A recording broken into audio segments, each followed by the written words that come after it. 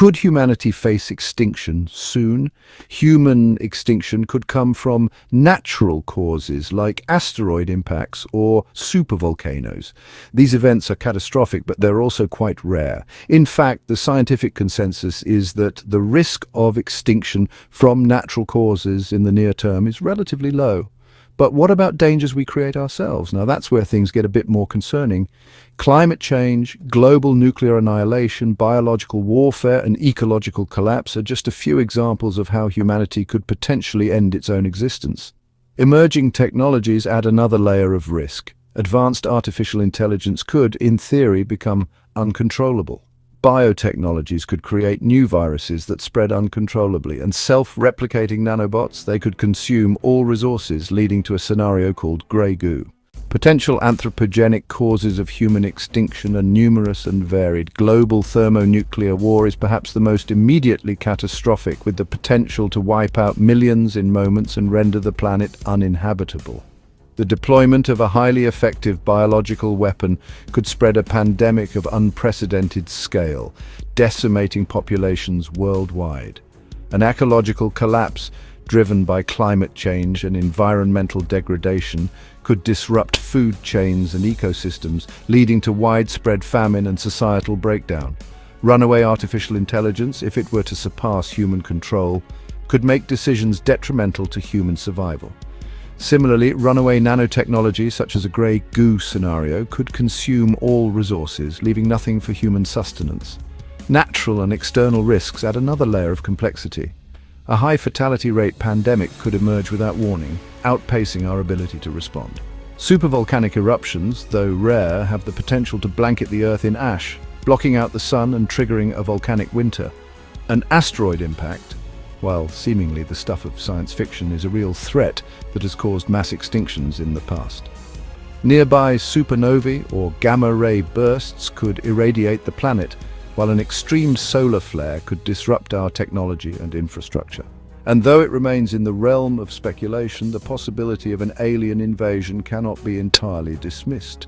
Humans, specifically Homo sapiens sapiens, could also face extinction through more gradual processes. Overpopulation and increased consumption pose the risk of resource depletion and a concomitant population crash.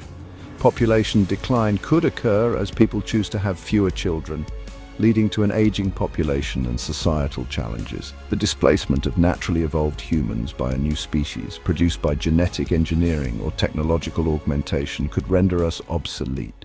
Before the 18th and 19th centuries, the possibility that humans or other organisms could become extinct was viewed with skepticism. This idea contradicted the principle of plenitude, a doctrine that all possible things exist. The principle traces back to Aristotle and was an important tenet of Christian theology. Ancient philosophers such as Plato, Aristotle, and Lucretius wrote of the end of humankind only as part of a cycle of renewal. Marcion of Sinope, a proto-Protestant, advocated for antinatalism that could lead to human extinction. Later philosophers like Al-Ghazali, William of Ockham, and Girolamo Cardano expanded the study of logic and probability and began wondering if abstract worlds existed, including a world without humans. Physicist Edmund Halley stated that the extinction of the human race might be beneficial to the future of the world. The notion that species can become extinct gained scientific acceptance during the Age of Enlightenment in the 17th and 18th centuries. By 1800, Georges Cuvier had identified 23 extinct prehistoric species.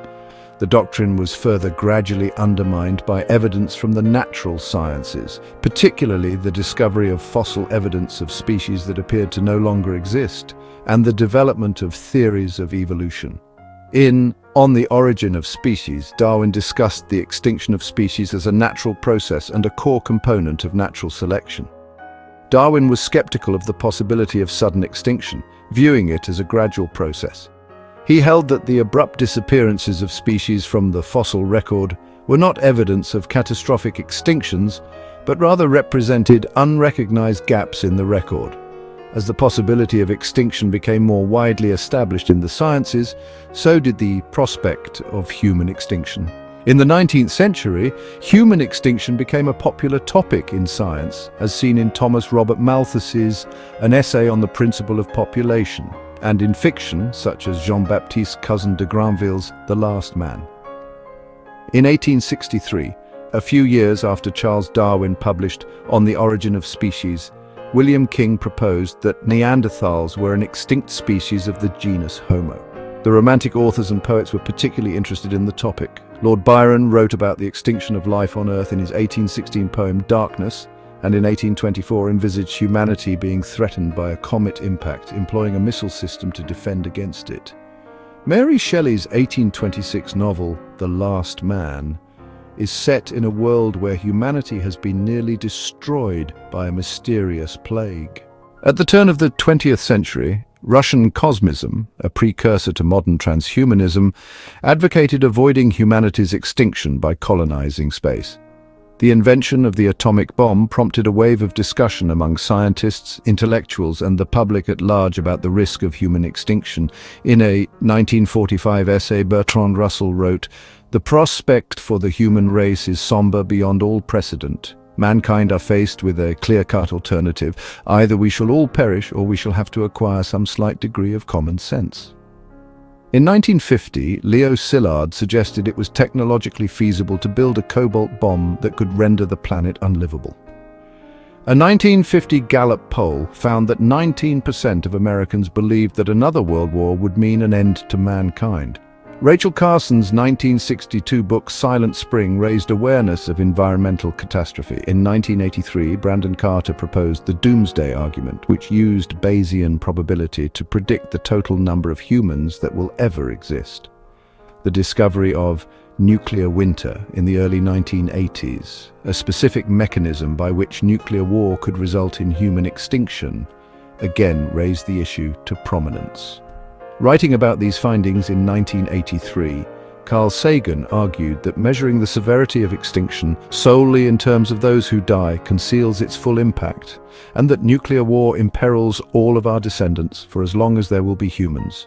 John Leslie's 1996 book, The End of the World, was an academic treatment of the science and ethics of human extinction. In it, Leslie considered a range of threats to humanity and what they have in common. In 2003, British astronomer Royal Sir Martin Rees published Our Final Hour, in which he argues that advances in certain technologies create new threats to the survival of humankind, and that the 21st century may be a critical moment in history when humanity's fate is decided. Edited by Nick Bostrom and Milan M. Cirkovic, Global Catastrophic Risks was published in 2008, a collection of essays from 26 academics on various global catastrophic and existential risks.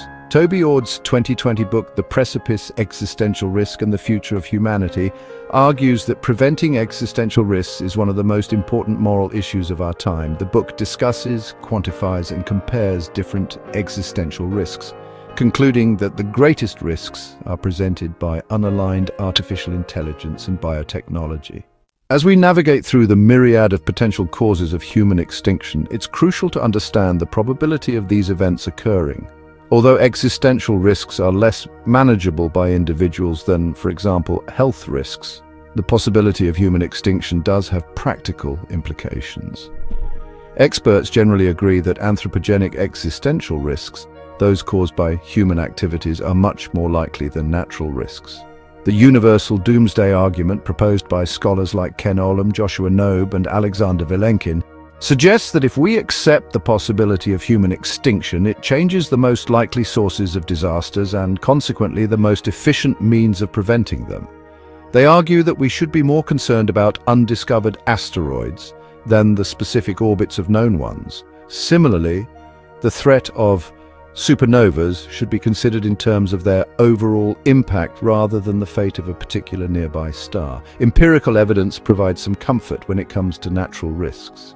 Humanity has existed for at least 200,000 years, enduring a relatively constant level of natural risk. If natural risk were exceedingly high, it's unlikely humanity would have survived this long. Researchers estimate that the natural risk of human extinction is lower than 1 in 14,000 per year, or 1 in 140 per century. Geological records further suggest that the likelihood of a catastrophic asteroid impact or supervolcanic eruption causing human extinction before the year 2100 is extremely low. However, anthropogenic risks are a relatively recent phenomenon, and humanity's track record of survival offers less assurance. Since the creation of nuclear weapons 78 years ago, humanity has entered what Carl Sagan termed a time of perils, a uniquely dangerous period marked by unprecedented levels of risk from our own actions.